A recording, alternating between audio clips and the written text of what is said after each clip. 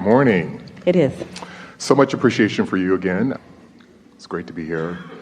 When I walked into the door, I had a few questions for you, and they've all been answered. You know, it's so interesting. Annoying, isn't it? And so coming up here, for me, it's really just appreciating the energy and the learning. It's understanding that the work is the practice. It's really about being reminded of that I am worthy and that things really are working out for me. Sometimes it doesn't seem like that, but I always remember at the end of the day, things are working out for me. Describe to us in emotional terms, if you can, what worthiness feels like. For me, the biggest word, the biggest feeling is relief. It's the feeling of relief. It's the feeling Relief from holding things apart. But You're not quite there in relief. You're getting there. But does a feeling of pride feel like worthy? It can. In other words, does a feeling of invincible feel like worthy? Mm-hmm. Does a feeling of clarity feel like worthy? In other words, yes. Words are interesting. They mean different things to different people. But we're wanting you to discover, if you can, the vibrational essence, because these words can be triggers for emotions. Mm-hmm. But what we're wanting to accomplish here is letting the word sort of define the feeling, because it's the feeling that is what you're going for. The feeling of alignment or resistance, the feeling of allowing. And so clarity and freedom and exhilaration and passion, but even ease. So what's the difference between, in terms of allowing, the feeling of ease and the feeling of passion? They both are alignment. There's no resistance in either one. Right. But what's different about ease and passion? There's more momentum in passion. In other words, when you're feeling passionate about something, you've been in a state of non-resistance for a while, and the momentum is really kicking up. And so there's a lot of energy moving, and therefore there is more power in passion than there is in ease. Can you feel that? Yes. And yet we would so much rather that you feel ease than anger. There's a lot of momentum in anger, but the momentum of anger is moving you towards something you don't want. And so Esther and Jerry played a game with Kate when she was little. It was Kate's game called Hot and Cold. And Kate would hide a button somewhere in the room, somewhere in the building. And then she would give Jerry and Esther clues to find it. You're getting warmer, you're getting warmer, you're getting colder, you're getting colder. And because Kate knew where the button was and she gave good clues, they always found the button. In other words, there was never a time that they did not find it. And usually pretty easily. Sometimes Jerry would pretend that he didn't understand the clue. And then Kate would just shout it louder because she knew he knew what colder meant and what warmer meant.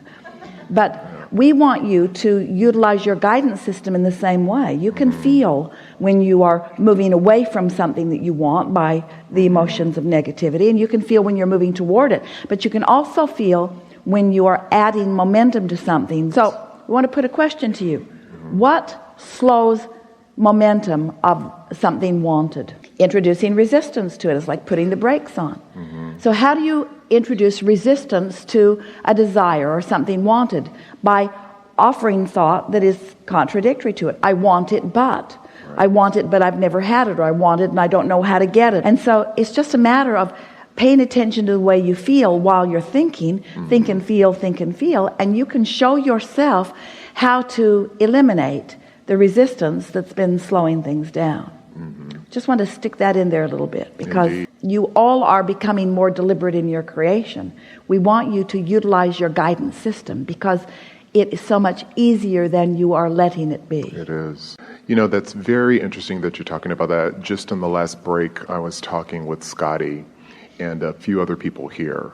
And one of the things that I recognized immediately is that I remember sometimes that you've talked about your vibration is where you last left it. Usually in the mornings when I start my day, I do a little journaling, I do some meditation, and I go skipping on my way to work. And at work, for those 8 hours, there's something different that happens. Very different that happens. Yes, there is. And you are creating that right now with this awareness and conversation. Just this identification that work is harder because of what goes on there, you're practicing the vibration that continues that. Isn't that interesting? That is interesting. So let's play this unconditional love game. Okay. So briefly, what are the conditions at work that make alignment less likely? Just tell us some conditions that you would like to be changed. He jumped right on that. You saw it on his face. Right. I could speak specifically about my boss. That would be one condition that could change. So what is it about your boss that if it were different? Micromanagement. And if his incessant micromanaging would cease, Right. how would you feel? I would feel so good. I would feel the ability to... Just use emotional words if you can. Okay. I would feel relief. Relief is not the emotion that we're looking for. While it is a feeling, relief is the letting go of... Give us another emotional word. If that condition could change... I would feel exuberance. I would feel... Now, there's a lot of momentum in exuberance, and this is important. So what you are trying to make us believe, which defies the laws of the universe, you're trying to make us believe that your train can be going 80 miles an hour that way and then suddenly go 80 miles an hour that way, and it can't. It's going to slow down before it begins going the other direction. So rather than jumping right on with exuberance, what emotion would you feel if that micromanaging would cease? I would feel fun. My job would feel like fun. I would feel ease. I definitely feel ease. Ease. I would feel ease.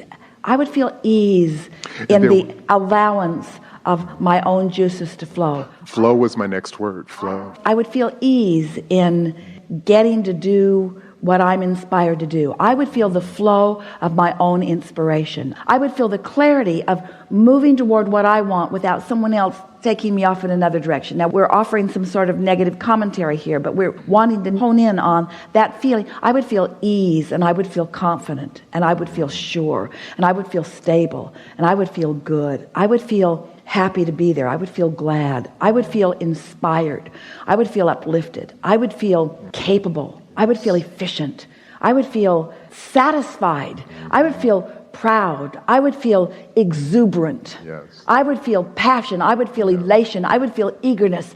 I would feel so very glad to be here. Now, just in that conversation, don't you sort of kind of feel that? Yes, in an absolutely. Unconditional way? Yes. In other words, the guy didn't go away, but he didn't need to for you to focus yourself into that. Right. So now your relationship with that micromanager has changed just with that conversation. Yes. You are not the same person showing up tomorrow as you were if you had not done that. You see what we're getting at? Absolutely. You're different. Your point of attraction is different. You have created a different vibrational atmosphere. He must rendezvous with you on a different disc. You are now choosing the disc that if he's going to rendezvous with you on, he must come to where you are. You've been going to where he is, and he's always there, ready for you. But now you're not there. He'll go. He won't find you there. You'll zig and zag. You won't find each other to be there. On all levels of co-creation, he won't find you. His thoughts about you will be different now. If you're vibrating in this place and he's vibrating in this place, if he's micromanaging, meaning he's looking for trouble, he's looking for things that people have forgotten, he's trying to prevent things from going wrong, and you're up here, tuned in, tapped in, turned on, inspired, he cannot play with you. You have changed your vibrational relationship. You have experienced unconditional alignment, and he cannot buck your current. Absolutely. He cannot buck your current. Right. But when you join him on his current and complain about it, you got nothing. And that's what you're complaining about. You're not complaining about him micromanaging. You're complaining about your absence of management. He's controlling the show. And he's taken you where your inner being wouldn't take you. Now, you and your inner being are in sync. And now he's going to join you because you are utilizing the energy that creates worlds, you see. And right away he'll begin saying things to you like, I like the way you think, or I like the way you handled that, or I'm glad I don't have to worry about you, or it's easy for me to just know that you're going to get it done. Esther says that to Scotty. Scotty, I don't even think about where you are. He and Sandy out in that big rig, dragging this stuff all over the nation, and Esther never sits down and worries about where they are. I wonder if they're going to make it. Wonder where they are. Wonder if they got a flat tire today. Doesn't even think about it because she knows he's got it covered. She doesn't have to micromanage Scotty. Absolutely. Don't you feel more ready to let more of what you want in? And don't you feel more expectant of it? Don't you feel sort of refreshed? Doesn't it feel like you've pushed the reset button? Do you know that your point of attraction has shifted? And since words don't teach, and they don't, we know you've been feeling some resonance. The evidence that comes as a result of this shift will leave you standing more confidently, you see.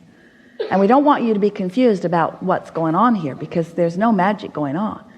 We've just for a period of time talked consistently to you as your inner being knows things to be. So to the degree that you've been hearing us and getting it, you've come into alignment with who you really are. So the resistance is less now, you see. Just be easy about it. Do more things that feel good. Have more fun. Put fun as a higher priority. Put work as a lower priority. Put effort as a lower priority, and inspiration as a higher priority. Say more things like, I just felt like it. Why did you do that? I just felt like it. I just felt like it. I just felt the flow of it. What are you going to do next? I'm waiting for the inspiration to come. But don't you have any goals? Yeah, my vortex is full of them. What are you doing about it? Being happy. But how are you making things happen? I'm not at all. Law of attraction and the universal forces, that's the engine. Everything's all queued up. I believe, say to anyone who asks, who really wants to know, I believe that I've set it all into motion, and now I'm just putting myself in the best mindset to allow the most to flow easily to me. Well, what does that mean? What are you doing? Not that much. But what does that mean? Well, I'm chilling out. Well, how do you spend your time? By looking for things that feel good. Well, what do you mean? Well, I make lists of appreciation if it comes easily. I try to see things through the eyes of source. I recognize that when I feel negative emotion that I'm seeing it differently, so I feel around until I feel better, until I've sort of settled in on that broader point of view. Why are things working out so well for you? Because they're supposed to, and for you too. Well, how did you bring that about? I stopped worrying about things. How does that play out in your day-to-day experience? Did you stop going to work? No, I still go to work, but I look for reasons to feel good while I'm there. I'm not asking conditions to change so that I can feel better. I'm feeling good before I go to work, and then it's easier for me to keep it going longer. I discovered that while I sleep, all momentum stops. So every morning when I wake up, I try to go as far into the day as I can by thinking general thoughts so that I keep feeling good. Do you not have any problems anymore? Oh no, there are problems. They just don't bother me like they used to. Why not? Because I'm not trying to solve them anymore. I'm not trying to solve problems. Solving problems just keeps problems coming.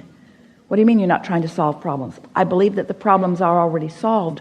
I'm just trying to line up with the solution. What? I'm lining up with the solution. The vibration of the problem and the vibration of the solution are very different frequencies. What? Well, I'm just trying to be happy as much as I can. And when I'm happy, I'm in alignment with the solutions. And so good things just keep happening to me. The better I feel, the more flows it feels good. The worse I feel, the more flows it feels bad. So I'm just giving up the struggle. That's it. I gave up the struggle. What? I gave up justifying, defending, rationalizing, justifying, defending, rationalizing. What? I'm just living happily ever after. Just expecting things to go well for me. Just looking for positive aspects. I'm just making long lists of positive aspects. I'm looking for things to appreciate. I'm feeling the inspiration of appreciation coming. I'm starting out with really general thoughts.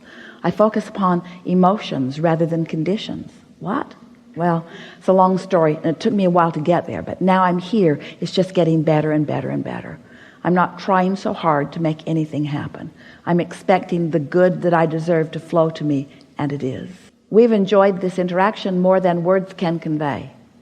It is our desire that you all feel like we feel. It's our desire that you know you as we know you. It's our desire that life be as good to you as your life bees to us. Said that specifically in that way because we want you to understand the importance of that which you are to the expansion of the universe and to the joy that is ours. Many people, once they make their transition into non-physical, experience the relief of letting go of resistance. We just don't think you should have to croak to do that. We think you should be able to accomplish it easily, day by day. There is great love here for you. And as always, we remain in your vortex.